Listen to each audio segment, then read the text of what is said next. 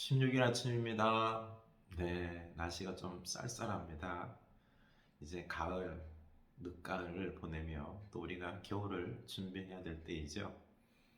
네, 참, 삶에 있어서 또, 다 나를 내려놓고 또 매서운 이 겨울, 고난과 같은 때를 우리가 견뎌내야 할 때가 있지요. 네. 많은 부분들이 좀 춥고 고통스러울 수 있어도 다시 때가 되면은 봄이 오고 또 새싹을 내고 아름다운 꽃도 피우고 푸르른 잎 가득으로 또 귀한 열매를 만들어내는 그런 시기가 올 줄로 믿고 우리가 이 소망을 품고 이 어려운 때를 견뎌내는 그런 지혜, 인내의 마음이 꼭 좀 필요한 것 같습니다. 오늘도 소망을 가지고 또 그 인내할 줄 아는 오늘 하루를 견디고 힘있게 살아가는 우리가 되었으면 좋겠습니다. 네. 창세기 1장 28절 우리 외워보도록 하겠습니다. 하나님이 이르시되 우리의 형상을 따라 우리의 모양대로 우리가 사람을 만들고 그들로 바다의 물고기와 하늘의 새와 가축과 온 땅과 땅에 기는 모든 것을 다스리게 하자 하시고 아멘. 네, 우리 하나님의 형상을 입은 여러분, 우리가 온 땅의 모든 것들을 다스려야 되는 그러한 사명이 있습니다. 이 사명 그냥 준 게 아니라 우리가 하나님의 형상을 입었기에 하나님의 능력이 있고 지혜가 있습니다. 우리 먼저 이 사명을 잊지 않았으면 좋겠습니다. 그리고 하나님께 지혜를, 능력을 구할 수 있기를 원합니다. 아니, 그보다 하나님의 형상을 우리가 좀 하나님 안에서 회복하는 그 은혜가 있기를 원합니다. 오늘 하나님을 바라보고 하나님께 기도하고 하나님께서 보여주시는 그 말씀과 빛을, 은혜를 가지고 오늘 하루를 살아냈으면 좋겠습니다.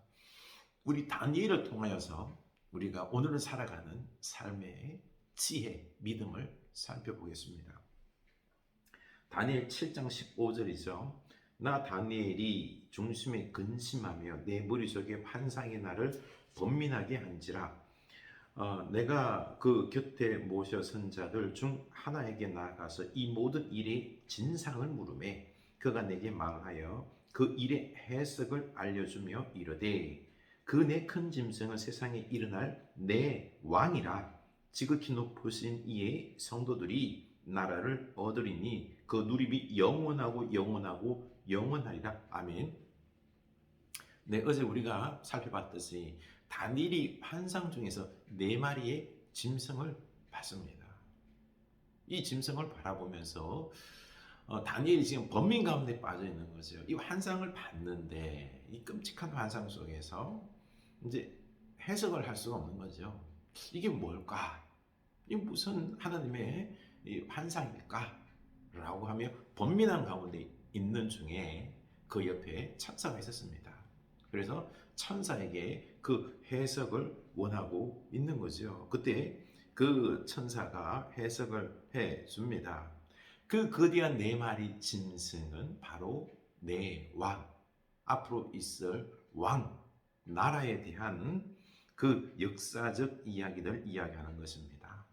이 말은 다름이 아니라 하나님께서 역사의 주권자로서 통치자로서 앞으로 있을 그런 내 나라 내 왕에 대해서 예언을 해놓은 거죠. 참 악하고 그리고 또한 어떤 고통스러운 이 삶의 현실이지만 이 세상의 비참한 모습들이지만은요. 그렇지만은 이 모든 게 하나님의 손 안에서 주권 속에서 이런 나라들이 일어날 것이다 라는 것입니다.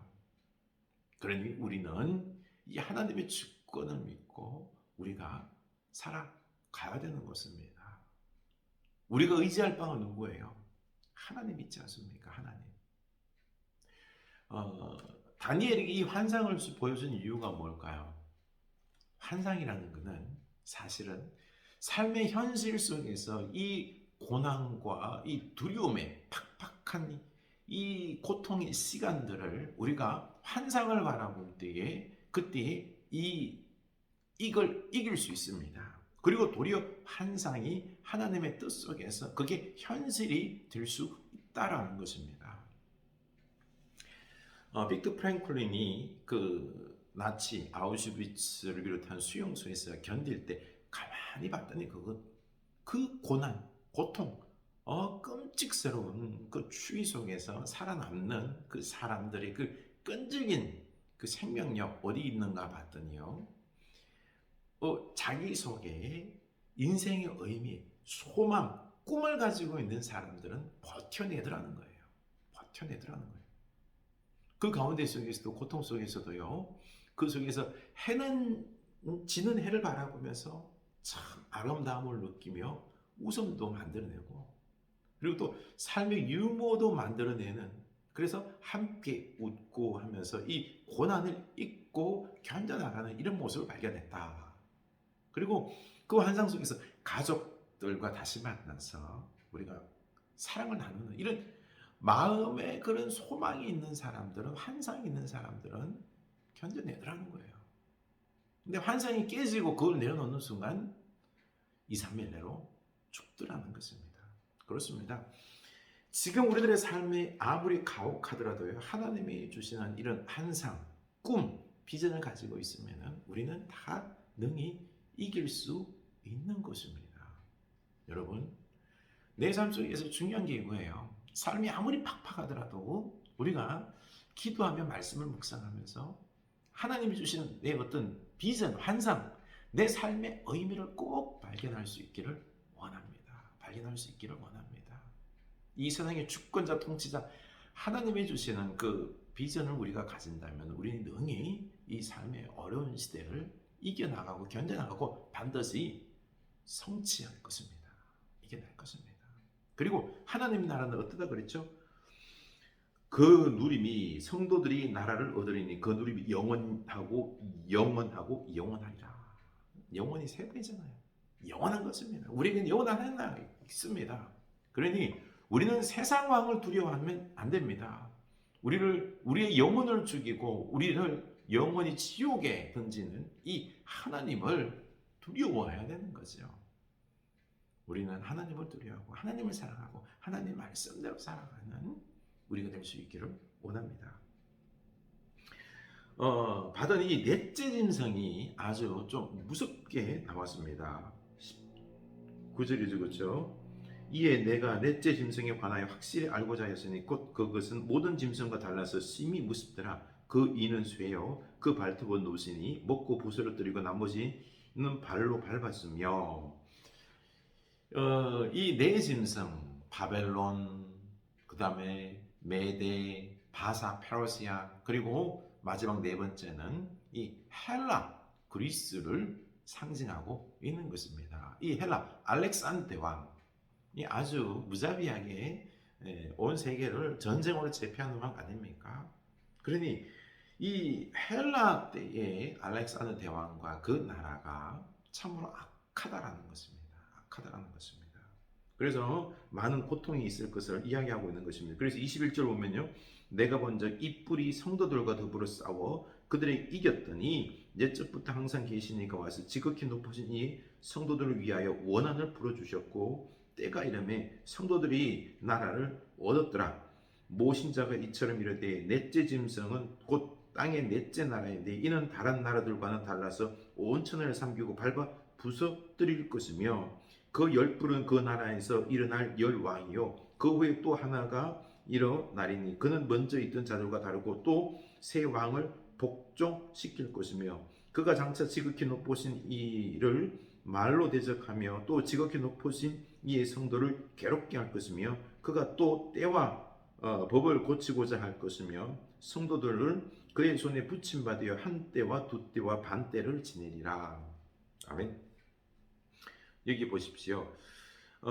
이 네 나라의 그 나라의 왕들을 이야기하면서 하나님께서 이 성도들에게 핍박 고난은 있을 것이지만 그러나 하나님께서 그들을 무너뜨릴 것이다.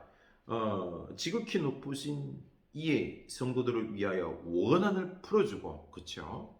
때가림의 성도들이 나라를 얻을 것이다. 이렇게 하나님께서 그들을 심판할 것을 이야기하십니다. 그러니 걱정하지 말라는 거죠.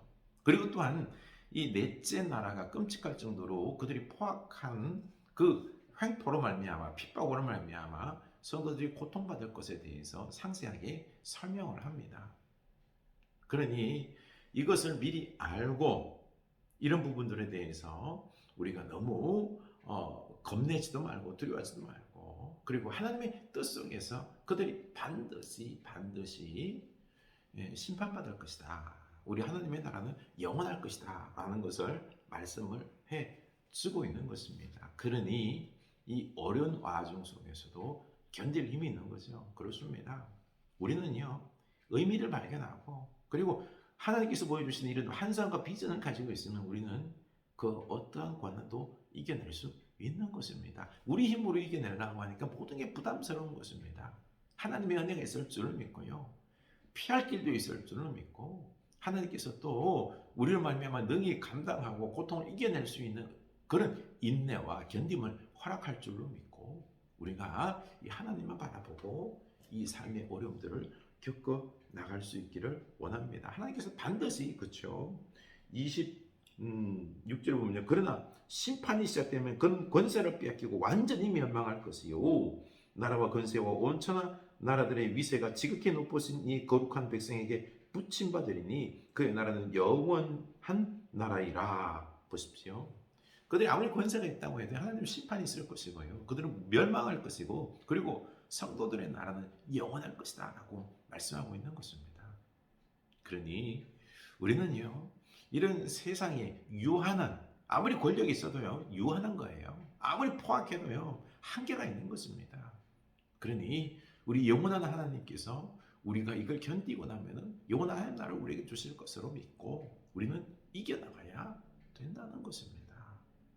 우리 끝까지 그래서 신앙을 지켜야 됩니다.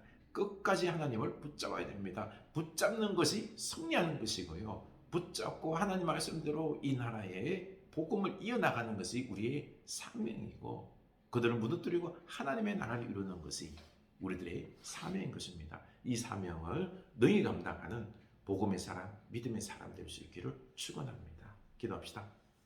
하나님 아버지, 하나님께서는 환상으로 다니엘에게 하나님께서 이 온 세상의 주권자임을 보여주시며, 그리고 환상 비전을 심어주십니다. 이 삶 가정 속에서 핍박이 있고 고통이 있습니다만, 그러나 하나님께서 보여주시는 이 비전 가지고 이 어려운 가운데 속에서도 배교하지 아니하고 끝까지 믿음을 지키고, 또 악과 맞서서 또 믿음의 삶을 살아내는 그러한 삶을 살라고 환상, 비전, 말씀을 주셨습니다. 하나님, 우리가 이 땅을 살아갈 때에 악과 타협하지 아니하고 경제적으로 삶의 어떤 육체적 고통도 있을 수 있습니다만 끝까지 하나님을 사랑하고 그 말씀을 따라 살아가는, 믿음을 지키는 복음의 사람이 될 수 있게 하여 주시옵소서. 예수님 이름으로 기도합니다. 아멘.